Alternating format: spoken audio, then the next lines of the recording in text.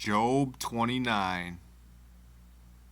Moreover, Job continued his parable, and said, O that I were as in months past, as in the days when God preserved me, when his candle shined upon my head, and when by his light I walked through darkness.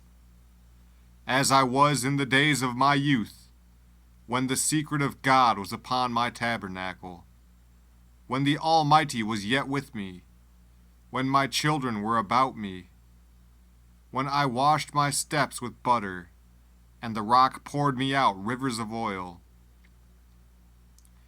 When I went out to the gate through the city, when I prepared my seat in the street, the young men saw me and hid themselves, and the aged arose and stood up.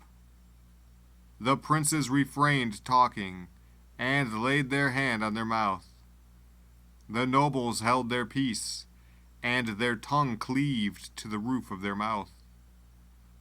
When the ear heard me, then it blessed me, and when the eye saw me, it gave witness to me.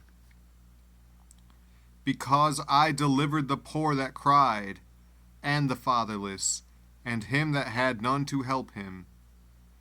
The blessing of him that was ready to perish came upon me, and I caused the widow's heart to sing for joy.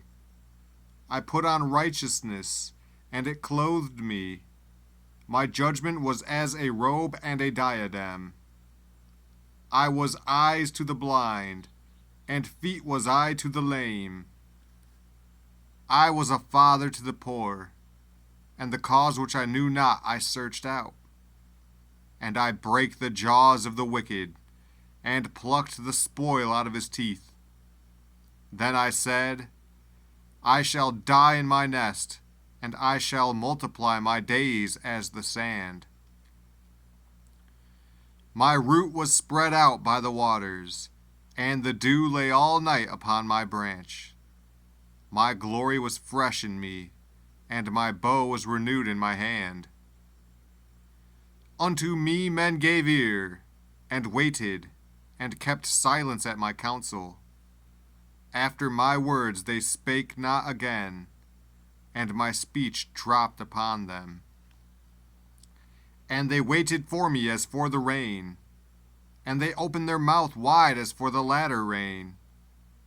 If I laughed on them, they believed it not, and the light of my countenance they cast not down. I chose out their way, and sat chief, and dwelt as a king in the army, as one that comforteth the mourners.